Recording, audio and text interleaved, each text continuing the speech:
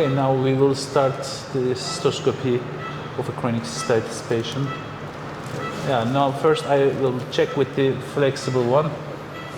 She had a previous cystoscopy saying that she had squamous metaplasia, which means leukoplakia tissues. In the ultrasound, in her ultrasound, I see that polyp, and now I am making a decision if I have to remove it and take a pathology sample, or no, it's just an infectious polyp. So when I look from a distance, you see this normal bladder tissue and the reddish tissue here. Okay, now this is the trigone. And yeah, it seems very abnormal, looks abnormal. All around the trigone and the bladder neck we have these abnormal tissues. And this polyp here, which is not a cancerous tissue, which is just a inflammatory polyp. And I can see upside down, the problem is just going deep inside the urethra. We will fulgurate all these parts. Okay, there are some more polyps here. And the rest of the bladder looks normal. It will be better seen with the rigid cystoscope. Okay. Okay, now we are looking with the rigid cystoscope. The vision is different. You see, these are the trigone, the leukoplakia tissues. I will make them more focused. Okay, this is a normal bladder wall. Here's some infected tissue. This is the trigone area, which is full of leukoplakia, and the side walls are normal. I'm trying to find the little polyp here. There are some little polyps. One of them was a little larger. It was in the right side.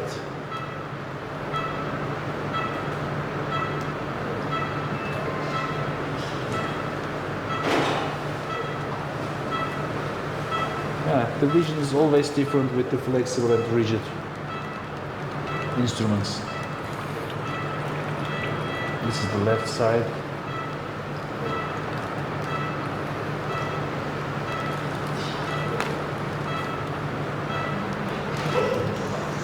Let's focus. There is a polyp. Here is a polyp. And I was expecting one in the right side. Yeah, maybe this one. I will check it again with the flexible one after the procedure.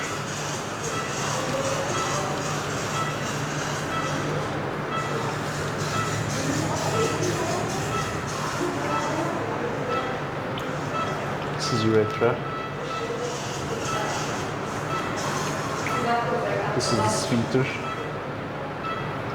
Yeah. The area, this area, I think must be fulgurated. Back to the sphincter, we can fulgurate the urethra.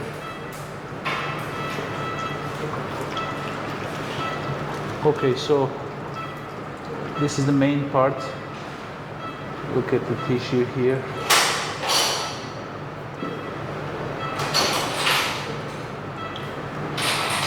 Scar tissue.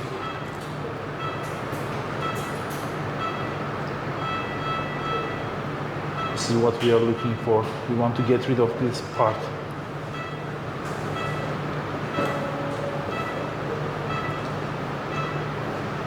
When I scrape the tissues, yeah, this is coming out. Look at this.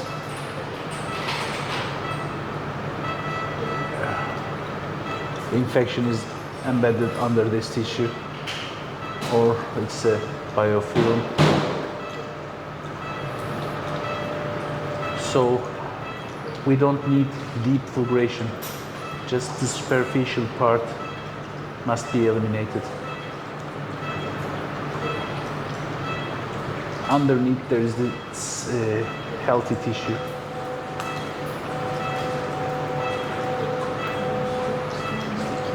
Good.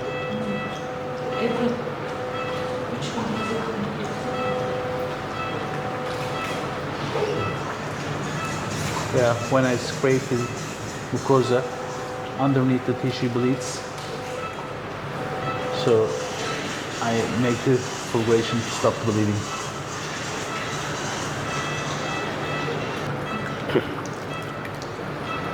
Most important part for me, when I do the fulguration, we are using irrigation fluid and it is filling the bladder. Now, after fulguration, I will empty the bladder and we will check if the bladder walls, these normal walls, will bleed or not. If they don't bleed, it's a better sign for me for the recovery. So this is the left ureteric orifice. These tissues seems relatively healthy, but I don't want to leave any tissue in the trigone, because trigone area is, I think, embryologically it's prone to have these inflammations, these tissue changes. Because I see many cases, always the chronic tissue change is occurring in the trigone. Side walls are always healthy. There is no fulguration, leukoplakia formation or trigonitis formation. The reddish tissue change never happens in the side walls. It's always happening in the trigone. And in some cases, it also passes to the wall which comes into contact with this trigone, the upper side of the bladder. When it comes to contact, when the bladder is closed, it's also affected. But in this case, there is no change in the upper wall. So I wish the bladder will not bleed. I mean, when it bleeds, it means the bladder has too much damage because of the long. Okay, there are the polyps. I see a polyp here. We are fulgurating there. These. I can see the leukoplakias. They are half burned. These are the leukoplakias. In the there are lots of leukoplakias in the bladder wall, in 12 o'clock position. That means the upper side of the bladder entrance. This part is important because when I was doing the fulguration previously, I was not fulgurating that area.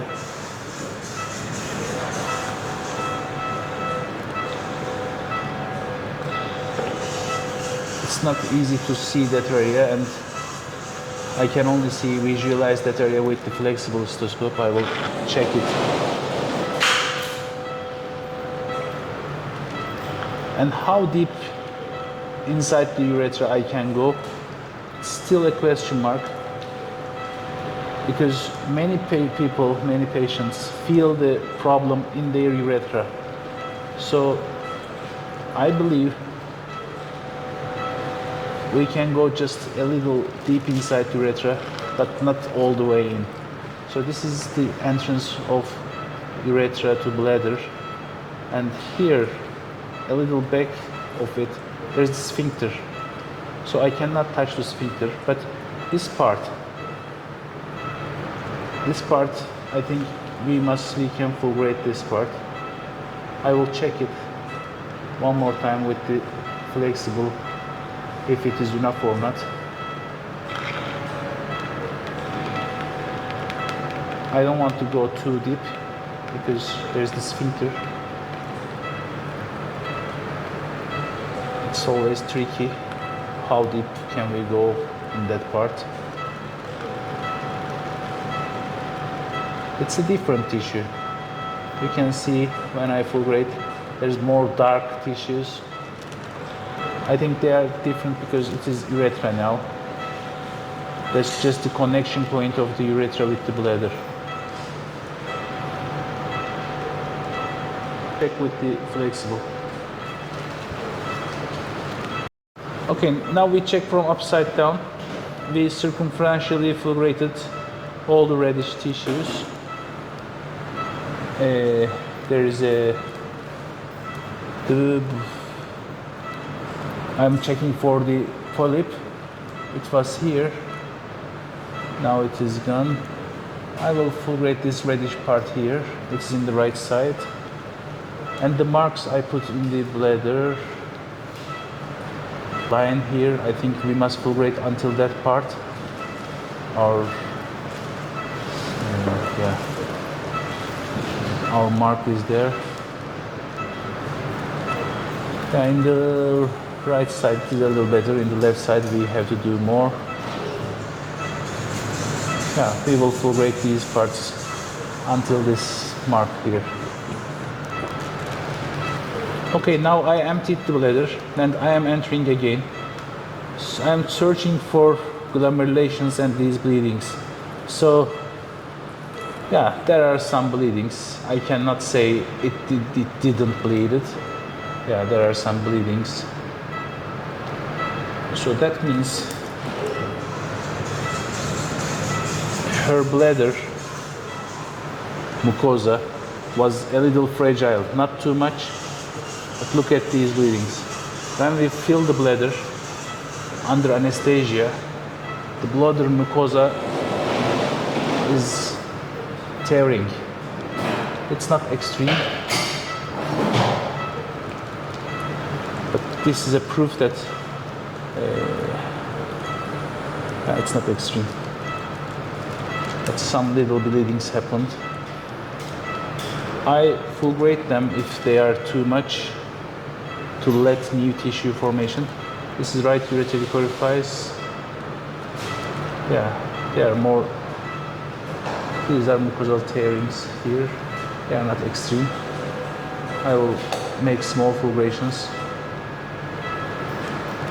to induce some new tissue formation here. Okay, this is the fulgurated part. I am happy with this part. Okay, this is the place I saw from upside down view. I think the polyp was here. Sometimes we can miss some parts like this, but with the flexible cystoscope, we see them. Okay, I will just look.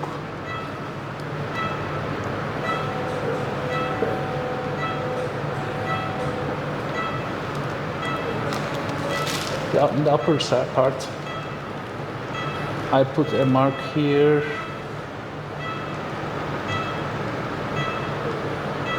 Yeah, a mark here.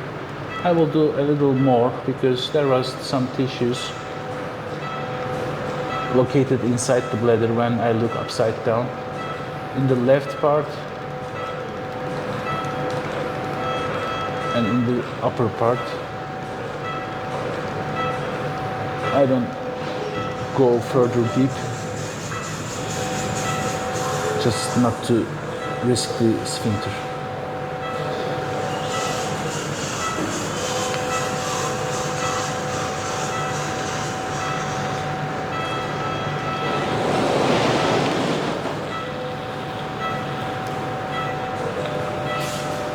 Okay, this is mainly what we will do. And I will fulgurate these parts once again.